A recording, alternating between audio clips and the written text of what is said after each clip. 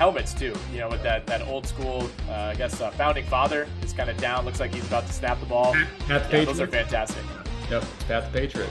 It's great stuff. I didn't know he had a name. There we go, Pat the Patriot. Makes sense. Yeah, really creative.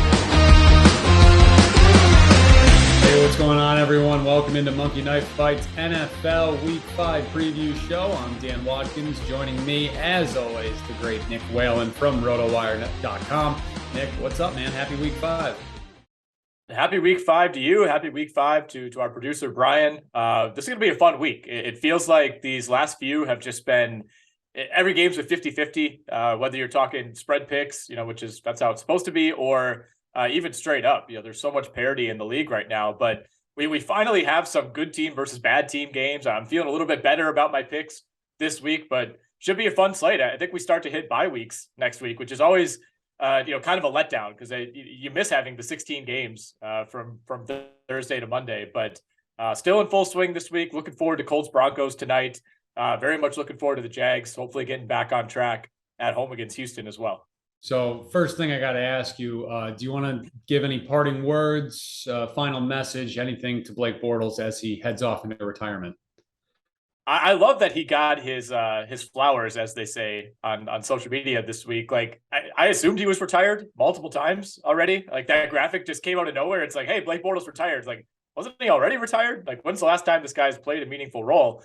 But yeah, I mean, it's an emotional day for everybody, an emotional week for me to see Bortles officially hang it up. I mean, I personally had still been holding out hope that maybe he'd land another job. People forget he did go to an AFC title game where the NFL conspired to send the Patriots to the Super Bowl when the Jaguars were clearly in control of that game, and I thought the better team. But quick fall off from there for Blake Bortles. But overall, I was thinking about this. Like, he was, considering where he was drafted and the career he ended up having, I think on balance, he's probably a bust, but nobody really thinks of him that way. Like, how many quarterbacks could have that career, get drafted where they were, basically flame out by age 30, and everybody remembers you favorably?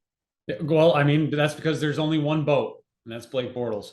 So, exactly. It's hard to explain. Like, he's just such a cool guy that everybody's willing to overlook that he just wasn't that good at football. Yeah, there was some rumblings and rumors here in New England that maybe the Pats would kick the tires on Blake this week with their quarterback situation. But that would have been great. Not happening. So unfortunately, moving on, there's been a lot of running back injuries in the league this so far this year. You got Javonte Williams going out for the year. Jonathan Taylor isn't going to play in week 5. Mm-hmm. Any handcuffs that you're scooping up or expecting to break out as we go on here? Well, I mean, I think Denver is the most interesting situation. And if you're talking fantasy football leagues, chances are Melvin Gordon was drafted in almost every league. Maybe he's been dropped over these last couple of weeks, but he's not exactly going to be widely available. But he's fumbled 5 times in his last 44 carries. I mean, this is becoming a real issue. And all of a sudden now he's going to be the RB1. I mean, they've said he's going to be our guy tonight. He's going to be the bell cow. That's the term that the Broncos use. So Melvin Gordon's going to have to prove that he can hang on to the ball. If he can do that, he's going to be in a fantastic position the rest of the way. Like, if you took Melvin Gordon in one of the later rounds, this is exactly the scenario that you were hoping for, right? I mean, you never want to see someone go down with a torn ACL like Javonte Williams, but you take the handcuff in case the starter gets hurt. You're not counting on the starter for the handcuff fumbling every single time he touches the ball, however. So it's going to be really interesting because obviously this is in the back of Melvin Gordon's mind. Like, he's one more fumble away from maybe just being kicked to the curb, given especially how costly the one last week against the Raiders was. That they took it back for a touchdown, changed the entire game. So it now goes from Melvin Gordon being in a great spot to he could be one mistake away from Mike Boone or Latavius Murray, who they brought in from the Saints off the practice squad this week. That situation could be pretty dicey the rest of the way. In Indianapolis, I mean, I think Taylor's probably back next week. If they weren't playing on Thursday night, pretty good chance I think he would have played this week. So I'm not going to be scrambling to go, trade for Nyheim Hines or pick up Phillip Lindsay off the scrap heap. I just don't see that one being a long-term situation. Yeah. I do want to give you, though, my favorite stat through 4 weeks of this NFL season. I don't know if you saw this, but Justin Fields through 4 games, 34 completions, 34 rushing attempts. He just completed more than 8 passes in the game for the first time this season, this past week. And also, to put this in perspective, Cooper Kupp has 42 receptions. Just Yeah, fantastic. I did see that stat. It was hard to avoid. I mean, it's staggering, certainly. Part of it is like, wow, Cooper Kupp, what a guy. But 34 completions through 4 games. I mean, I was trying to on StatHead the other day. I was like trying to figure out if there's a way to see if that's like the lowest ever. And I imagine it is. I mean, for a player who started and finished all 4 of those games, I mean, it's insane what the Bears are doing. And look, they're 2-2. So somehow it's working out relatively well. I thought they might win 2 games all year, but they got lucky against the 49ers with the weather in that game.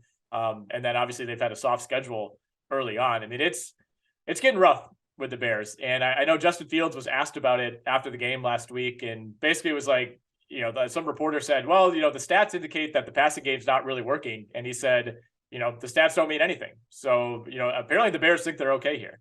I think that's been the Bears' motto at quarterback since they were Yeah. founded. The stats don't mean anything. They don't mean anything. And they don't mean anything at all. Let's get to this 1:00 slate and let's do a little speed round, 2-minute offense here to warm up and get into this. Let's start off with Saquon Barkley, 9:30 a.m. Eastern time. It's a London game against the Packers, 77.5 rushing yards, more or less. I'm going to go more on Saquon. I don't think that it's maybe the most efficient day for Saquon Barkley because the way things are shaping up for the Giants, it looks like Daniel Jones is moving in the right direction. But I mean, even a healthy Daniel Jones, you don't feel good about. And now you're talking about a potentially limited Daniel Jones. Like, I don't think the Giants are going to be able to throw the ball much at all on Green Bay. I mean, quarterback aside, the receiving, I mean, with all the injuries in the receiving core for the Giants, this might be like a bottom 2 unit right now in terms of pass catchers. So there's not really anybody you worry about there. I think this is a game where they have to ride Saquon Barkley. I think you look at, what New England was able to do against Green Bay last week, what the Chicago Bears were able to do a few weeks ago. Teams can run on Green Bay. There's a lot of talent on that defense, but they've still been a little bit out of sorts at times. So again, I don't think we see a day where, Saquon Barkley is running all over the Packers because they're going to know it's coming. But I think this could be like a 26 carries for 89 yards type of game for Saquon Barkley. I like that. How about recently hired a divorce lawyer, Tom Brady? He's taking on the Atlanta Falcons, 285.5 passing yards for TB12. Yeah, future divorcee Tom Brady. I like that. I'm going to go more.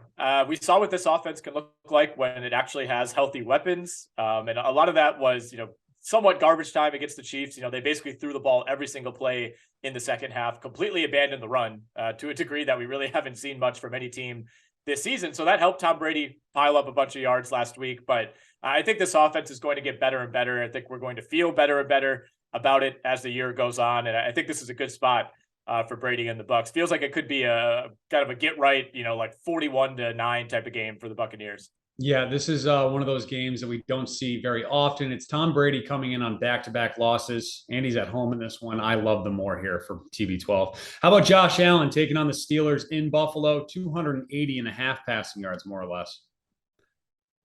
This one is tough because you look at this huge spread. I think it was sitting at 14 last time I checked. Biggest one of the week, yeah. Biggest one of the week. So that potential game script. I mean, this could get ugly. It could be a situation where what was it, the Tennessee game? I think in week 2, like Josh Allen barely even played in the fourth quarter.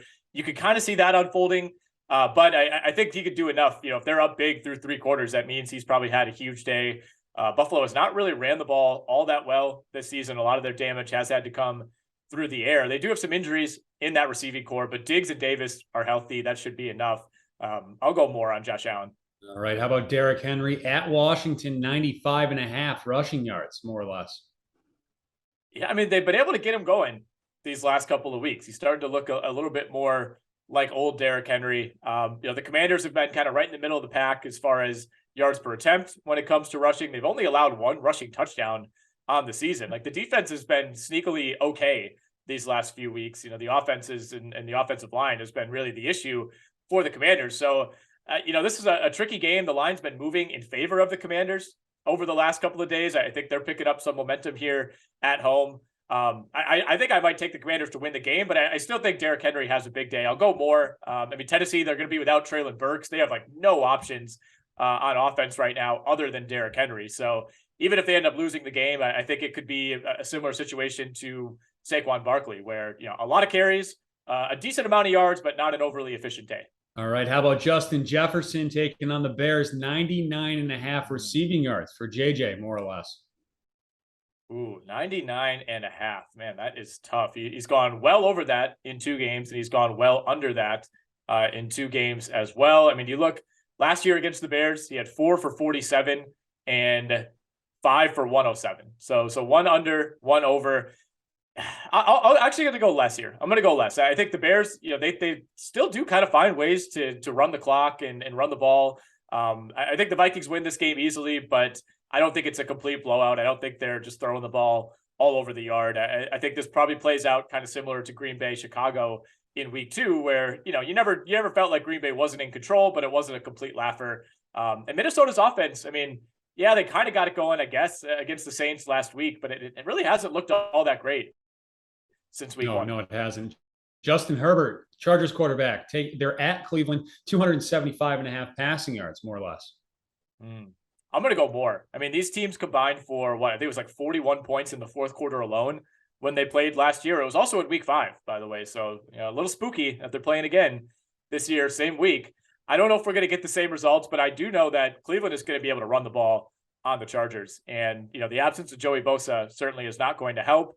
And I think this is going to be a game where the Chargers have to compete. I don't think it's going to be played in the 40s necessarily like it was last year, but I still think that, it's not going to be a game where the Chargers can kind of sit back and relax. And really, they haven't been able to run the ball whatsoever. Like last week, they got it going against the Houston Texans. That doesn't really count. Other than that, they've been by far the worst rushing team in the league. So I don't think that's going to change this week against Cleveland. I think Cleveland's going to put up points on the ground. I think the Chargers are going to have to put up points through the air. All right. And then speaking of that Cleveland ground game, Nick Chubb against the Chargers, 85.5 rushing yards. More. Love the more here. Absolutely love the more.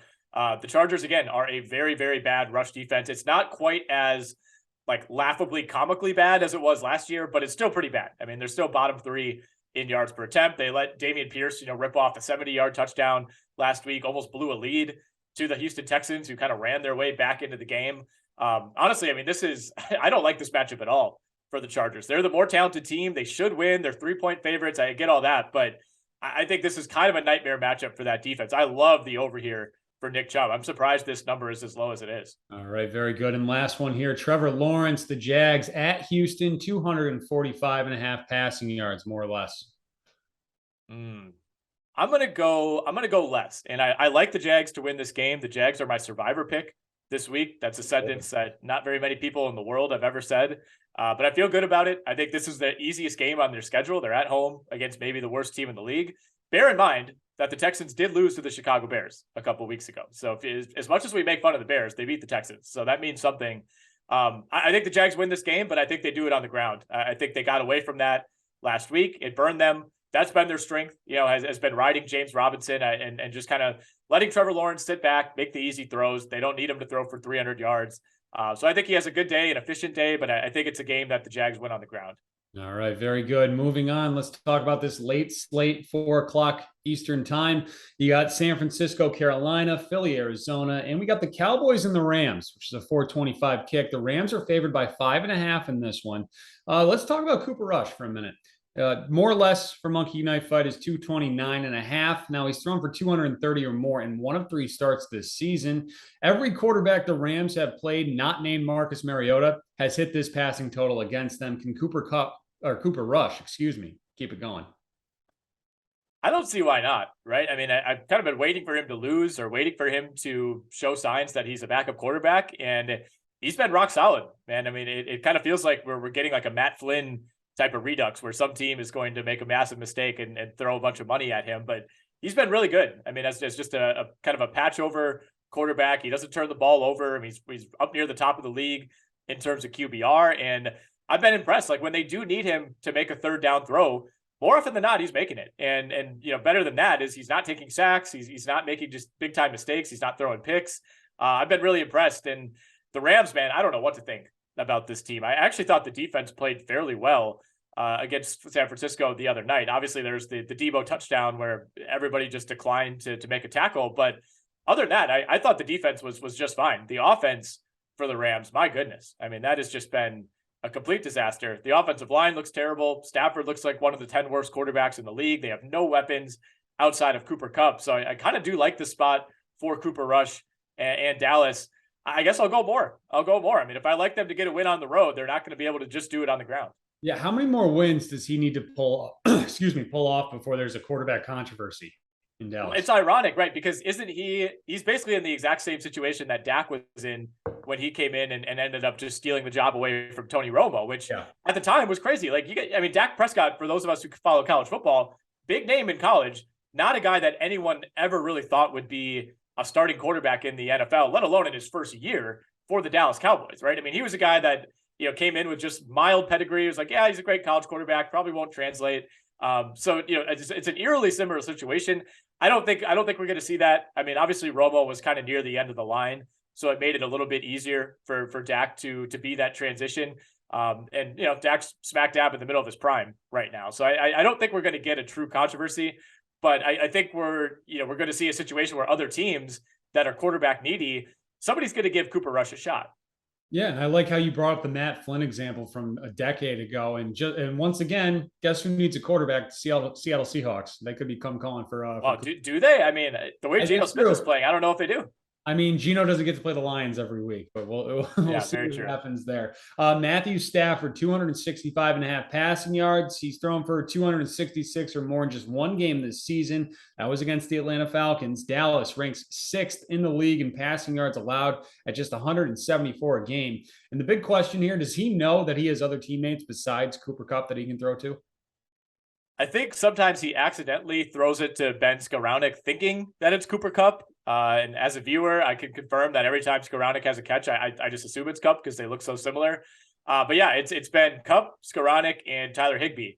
I don't know what those three all have in common, but he doesn't seem to know that there are any other options on this team. Allen Robinson, completely invisible in this offense. It seems like they just throw him like a token jump ball around the goal line, and then it goes out of bounds, and then they just don't even look his way the rest of the game. I'll go under on Stafford, man. He's looked really bad. He's looked really, really bad. He was so lucky to come out of that game with only one interception. He legitimately could have thrown 5. I mean, there were 2 or 3 that are caught 90% of the time by the defense, and a couple others that are maybe more 50-50. He's just been awful for them. And the offense looks broken. They look overmatched, which you don't often say about the LA Rams, especially a team coming off of the Super Bowl. But like, that offensive line, it looked like they were giving up like 30 pounds to all the defensive linemen for the 49ers. It was just crazy to watch. Yeah, it was a true Super Bowl hangover. Could be in effect. Yeah, it seems like it. And then finally, Cooper Kupp, 104.5 receiving yards. Any reason to take the less on Kupp? No, I mean, I the matchup on Trayvon Diggs, I assume we'll get a decent amount of that. It's good and bad, right? Because it feels like Diggs either gets an interception or he gives up a touchdown. So I could see this being a really productive day for Cooper Kupp, which is like the understatement of the century. Like I think Cooper Kupp is going to be productive. Put that out there. No matter, but he's kind of been bulletproof as far as like even these games that feel like disasters for the Rams, like the 49ers game. You look at the stat sheet and Cooper Kupp still has a monster game. So yeah, until proven otherwise, I will just be riding the over on Cooper Kupp every week. It's like an auto pick. Just hit the more. It really is. It's the closest thing that we have to it. All right, very good. Let's do a touchdown dance for these 4:00 games. 3 players that you think will be getting into the end zone in that 4:00 window. I'm going to go Miles Sanders for the Philadelphia Eagles, who did not have a single touchdown last year. It was one of the weirdest things of all time. I played almost the entire season, had a bunch of carries, just never got in. He got in on like his first or second carry of the year, and that trend is reversed. I think he's been put in really good positions by that offense. So we'll go Miles Sanders. I'm going to go Deebo Samuel. Controversial opinion. I think Deebo Samuel could score on the Carolina Panthers defense. And I'm going to go CeeDee Lamb. The Cooper Rush to CeeDee Lamb connection has been there these last couple of weeks. I think a lot of fantasy football people were panicking about CeeDee Lamb once Dak Prescott went out. And frankly, he's been just fine, and the return of Michael Gallup does give them another weapon. But, Rush is always looking for CeeDee Lamb once they're in the red zone. Yeah, I like CD as well. 2 straight games with a touchdown. Think he's going to make it a third. The Rams have given up the second most yards to wide receivers this season, so I think CD's going to hit a big play in this game. I'm going to go Dallas Goedert. Arizona's tied for giving up the most fantasy points a game to tight ends at 20 a week. And I'm going to go with another tight end. I think we finally get a George Kittle sighting this week in the end zone for the 49ers. His 3rd game back. He's been too quiet. He's finally going to find the end zone.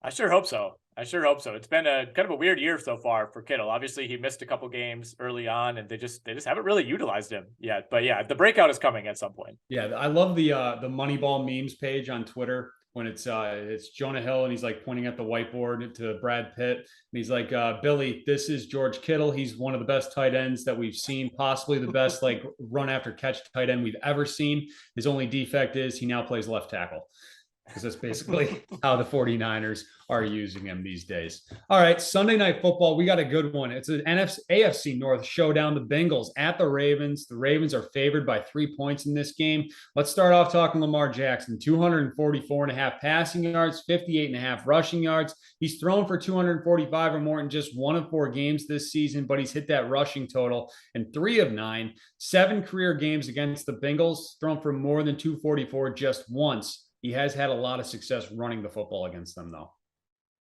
Yeah, he has. And he's something like 14-1 in home primetime games over the last few years. So I really like this spot actually for the Ravens. To me, they should be 4-0. They've had some fluky losses so far. Blew a 20-3 lead, obviously, last week at home. I think they bounce back. And I'm really high on the Bengals this year. And I'm still trying to be high on the Bengals, but they're yet to turn in really a good performance start to finish. I thought for a lot of that game against Miami last week, I don't think they were the better team. And I think if Tua stays in that game, the Dolphins were probably on their way to winning it. I thought they were more physical. I thought they looked better on the defensive end. But what really pushes me toward the Ravens in this game and toward the more on Lamar Jackson is I don't think the Cincinnati defense is going to be prepared for what Lamar Jackson is bringing to the table. Like, here are the quarterbacks that Cincinnati has played so far this year: Mitch Trubisky, Cooper Rush, Joe Flacco, Tua/Teddy Bridgewater. I mean, they have not played really an above average or even like top 20 quarterback, in my opinion, in the league thus far. So you're going from that to maybe the most dynamic and hard to stop player in the entire league. So I think we get a fun game. I think it's back and forth. I think the Bengals are going to be able to score on the Ravens, but I think this is a great spot for Lamar Jackson. All right, very good. On the other side, you got Joe Burrow, 279.5 passing yards. This is more or less. He's reached 280 in 2 of 4 games this season. Baltimore has the worst pass D in the league. They're giving up 315 yards per game. Does Burrow continue that?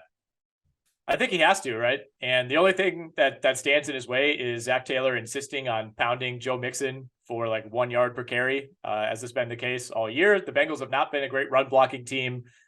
Mixon really hasn't been able to get much going.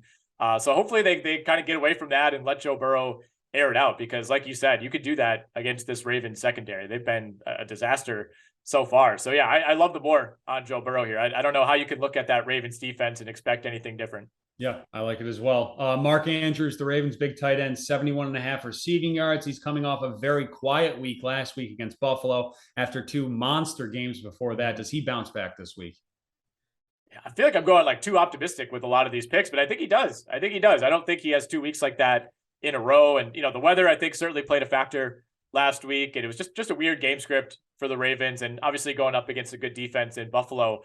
Cincinnati's defense on paper looks like it's been good so far, but again, you have to factor in the quarterbacks and the teams that they've faced. It has not exactly been a difficult start to that schedule. So I think this is their hardest game to date. I think they could be in for a bit of a rude awakening, going up against this Baltimore offense. All right, we got T. Higgins up on the screen there, 71.5 receiving yards, right at or been over this number in each of the past 3 games. And the last time we saw him play the Ravens, Nick, 12 catches, 194 yards, and 2 TDs. What does he do? I remember that game fondly. Yeah, I want to go under almost for the sake of, like, I feel like I'm picking too many mores. So I'm going to go less on Higgins. I think he's been the most productive option in that passing game so far this year. I think, especially against Miami, it was Higgins that was running wild, not really Jamar Chase until that long one down the sideline toward the end of the game. But I think that trend reverses this week. And, again, it's very possible that both these guys can go off given the defense that we're talking about. But I'll go less on Higgins. And I think maybe Joe Burrow starts to kind of get that connection back with Jamar Chase. Yeah, let's talk about Chase quick. He's looking to get it going. He's had 3 weeks that have not been so great for his standards after going off in week 1. 2 games, so his more or less is 5.5 receptions. 2 games against Baltimore last year, 7 and 8 catches in those 2 games. Yeah, this is a really friendly line. I'm going to go more. Even if they're not quote unquote airing it out, Cincinnati has had a lot of success with the quick passing game. They've kind of had to by necessity because the offensive line hasn't been able to hold up. So I think that lends itself really well to Chase, even if he's not racking up a ton of yards. I think he could have 3-4 catches in the first quarter. Yeah, I like it as well. Big day for Chase. All right, Nick, anything else we should be keeping our eye on this weekend? Not too much, man. I mean, we got the Packers in the early window in London. So that'll be a good one. Obviously, a lot of people around here excited for that.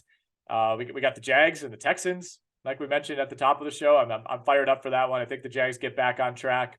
Other than that, I mean, I'm basically checked out on college football at this point after last week's abomination in Madison, and I guess we got baseball playoffs going on this weekend as well. We're in the sweet spot of the year for sports fans. Yeah, you're missing the lead though. We could be getting Bailey Zappi's first career start in Foxborough on Sunday against the Lions. Well, hold on. Let's talk about that real quickly. So this is the second time this year where there's kind of a weird line with the Pats, and the first one, the odds makers turned out to be correct. It was week 2 against Pittsburgh. Pittsburgh was coming off of that win over Cincinnati.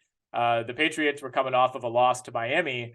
And I think we were feeling very differently about those two teams. And yet the Patriots were fairly heavy favorites. And lo and behold, they go in and win that game. This kind of feels like a redux of that, where even though the Lions are 1-3, they feel like the much better team. They feel like the more productive, explosive team. And yet the Patriots are 3 or 3.5 point favorites. Yeah, I mean, it's basically just the respect of the Pats being at home and not thinking that Detroit is going to come in and win at Gillette Stadium. I'm pretty confident about the Pats here. The Pats schedule is set up very nicely for them to go on a little bit of a fraudulent run here the next 6 weeks. They got the Lions, the Bears, the Browns, the Jets twice, the Colts. They have a chance here to really turn things around and be sitting pretty heading into their bye week right before Thanksgiving. Mac Jones is limited in practice this week. He could be back maybe by next week when we get that great Monday night game with the Bears, which is just going to be must-see television next week. How is that the Monday night game? I didn't realize that. How is that? No. I think they were trying to play on that, the two second-year quarterbacks and all that kind of thing next week. But yeah, that'll be a fun one. But anyways, back to this matchup.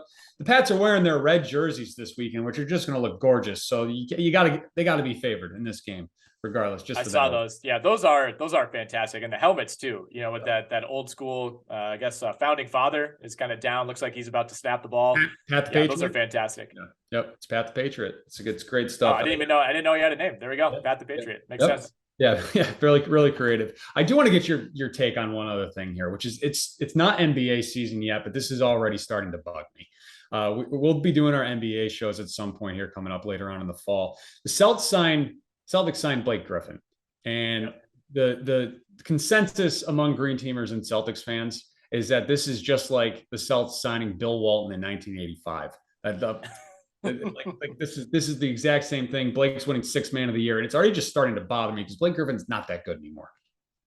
No, he's not. I thought he looked really small in the photo that they published of him in a Celtics uniform. He does not look like the Blake that I remember from the Clippers days. And yeah, anybody who's been following Blake's career, look, I love him. Funny guy, great actor, great player for a long time, but he's been a shell of himself for 6 years at this point. And yeah, he's in that phase. I mean, there's a lot of guys that are kind of like DeMarcus Cousins. It felt like was that guy for a while where every team would sign him and you're like, oh boy, if he could get back to where he was in New Orleans, man, this would really be something. It's not going to happen. I mean, nice depth piece, I guess. Blake seems like a really cool guy to have around. Anybody named Blake just is a chill guy. So maybe that's part of it. But yeah, any real expectations for him on the basketball court, I would throw those out the window. And there you go. We just bookended the show talking about the Blakes. So There you go, guys. Good luck on your contest this weekend. Don't forget to hit that subscribe button on our YouTube page at Monkey Knife Fight. And once again, good luck.